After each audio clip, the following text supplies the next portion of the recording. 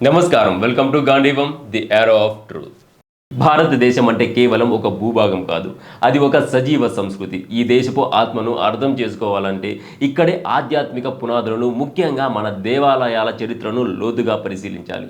నేడు మనం చూస్తున్న ఆధునిక ఆర్థిక వ్యవస్థలు, బ్యాంకింగ్ వ్యవస్థలు పుట్టకముందే వేల ఏళ్ల క్రితమే భారతదేశం ప్రపంచ జీడిపిలో 30%కు పైగా వాటాను కలిగి ఉండి స్వర్ణ భారత్గా విరాజిల్లడానికి ప్రధాన కారణం మన దేవాలయాలే.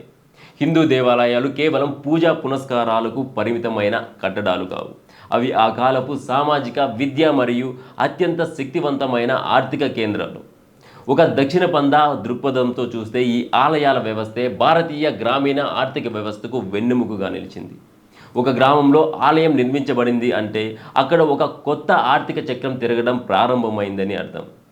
శిల్పులు, వాస్తు నిపుణులు, కళాకారులు, వేద పండితులు, వ్యవసాయదారులు, వ్యాపారస్తులు, ఇలా సమాజంలోని ప్రతి వర్గానికి ఆలయం ఒక ఉపాధి కల్పన కేంద్రంగా ఉండేది.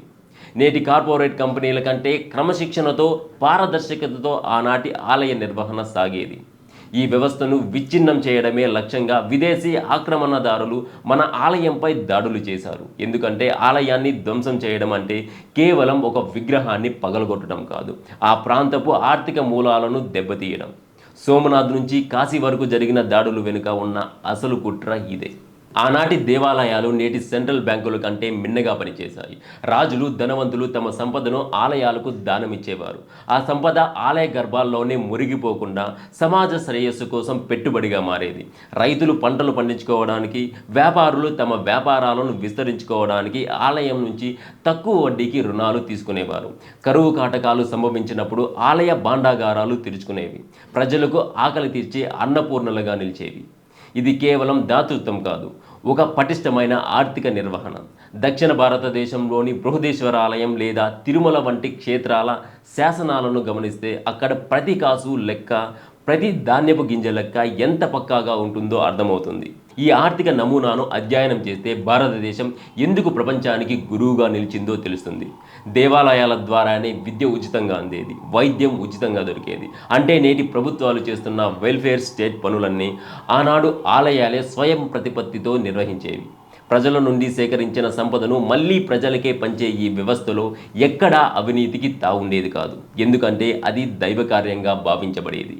కానీ దురదృష్టవశాత్తు స్వతంత్ర భారతదేశంలో మైనారిటీల పేరిట సాగే తుష్టీకరణ రాజకీయాలు మరియు సెక్యులరిజం ముసుగులో హిందూ దేవాలయాలు ప్రభుత్వాల తమ గుప్పెట్లోకి తీసుకున్నాయి.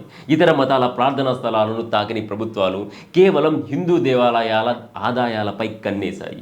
భక్తులు సమర్పించే కానుకలు హిందూ ధర్మ ప్రచారానికి, ఆలయ పునరుద్ధరణకు కాకుండా ప్రభుత్వ ఖజానాలోకి వెళ్ళి ఇతర అవసరాలకు మళ్లించడం ఎంతటి దారుణం. ఇది దక్షిణ పంథా మేధావులు ప్రశ్నిస్తున్న ప్రధానాంశం. ఫ్రీ హిందూ టెంపుల్స్ అనే నినాదం కేవలం భావోద్వేగం కాదు, అది ఆర్థిక స్వాతంత్ర కాంక్ష.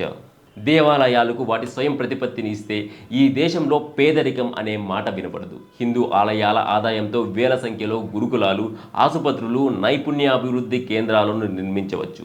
ఒకప్పుడు మౌర్య, గుప్తా, విజయనగర సామ్రాజ్యాల కాలంలో ఆలయాలు ఎలాగైతే ఐశ్వర్యానికి చిహ్నంగా ఉండేవో నేడు కూడా అదే నమూనాను అమలు చేయాల్సిన అవసరం ఉంది.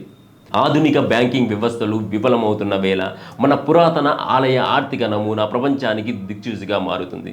భారతీయ దక్షిణ పంథా భావజాలం ప్రకారం దేవాలయం అనేది కేవలం రాతి కట్టడం కాదు, అది ఒక జాతీయ శక్తి కేంద్రం. ఆలయాల ఆర్థిక వ్యవస్థ బలోపేతం కావడం అంటే సనాతన ధర్మం బలోపేతం కావడమే.